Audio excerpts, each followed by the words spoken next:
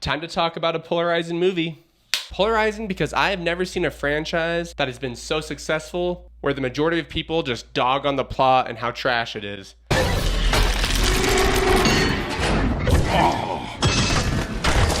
So let's get into the spoilers of Avatar: Fire and Ash.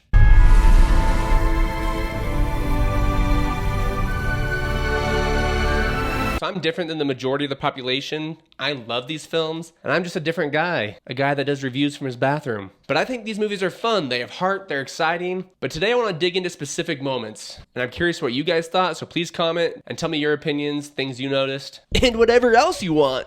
Did anybody else get the vibe that this was like 5 episodes crammed into one? It didn't make it bad. There's times it bugs me where it makes it feel not cinematic, but this movie was very cinematic. But it's like, all right, we start out, it's slow, and immediately gets quick. We're kidnapped, we're released. Jake's kidnapped, Jake's released. Kids are kidnapped again, released. Big battle. Like in a season of a show, each episode might have a climax. That's kind of how it felt. Though throughout the whole film, they send us some good messages. A big one I noticed was racism. Neytiri freaking hates Spider-Man. Not Spider-Man, but Spider, the human. Man, she wants to kill him.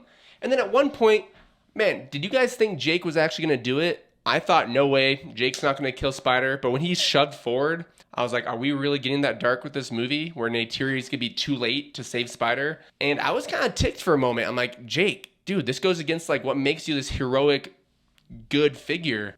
But I also liked it because I think it shows after the second how they're going through trauma. They don't want to go through death again. And even though they love Spider, or not Neytiri, but Jake loves Spider, he doesn't want to see the Navi people all get destroyed, which I get, that's a hard predicament to be in. But man, that hit me right here. Oh, and apparently you can have nudity in PG-13 movies now, as long as they're blue aliens. Yes, you see some badanga da-doos in this movie, which kind of surprised me. But hey, they're not human, so it's totally okay. Kind of like Predator Badlands, just decapitating people and creatures, and it's pretty gory, but it's not red human blood. I don't get movie ratings. And then also the messages of forgiveness. A lot of the moments where Quaritch was hanging out with the Sully family unintentionally, I thought would come around in the fourth. You can see Quaritch changing. You can see how he's having remorse at times, maybe a little bit, or noticing how he's questioning things very subtly. But right off the bat, him and Jake Sully are working together to get the kids back, which makes sense. And there's like 3 times throughout the movie where Jake's like, you don't have to choose this, Quaritch.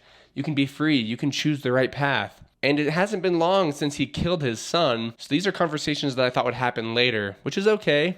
The one thing that was kind of annoying, though, is Quaritch, dude. I keep waiting for him to change, to have that change of heart. You see kind of a twinkle in his eye and some thoughts going on, like, yeah.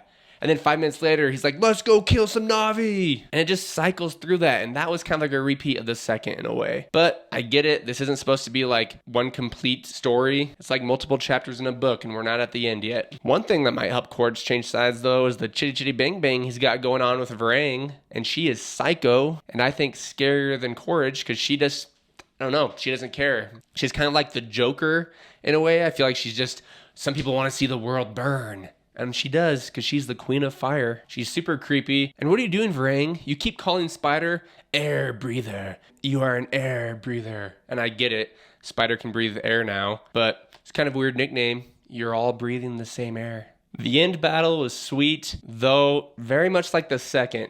And every movie, have you noticed something that bugs me? Every movie, there's a big battle with tons of people involved. First is the biggest. Second's the smallest. Third, they get some other clans to come help. And somehow, once they start losing, all of a sudden, within like a minute, everyone's gone, except for Jake and his family. Not that they're gone, maybe they're all hiding too, but it's like all the background stuff just disappears, which would be fine, except by the end of the movie, you see tons of people that are in the battle, fine, all laughing, like, yay, we won. I'm like, where were you? What happened? We saw you demolishing them. Then somehow, within seconds, you guys are just gone. So if there's any critique, that's one of them. And my other critique from the third film, this doesn't make it worse for me at all. I still liked it. But the timeline was weird as far as you hear the humans, the bad guys, say, in 2 days, we're going to go take out a bunch of whales. We're going to kill them all and get rich. So Jake Sully, by the time he leaves, I think he has like a day or day and a half. And yet somehow they get in contact with the ocean people and his family. They show up and see him ride the giant,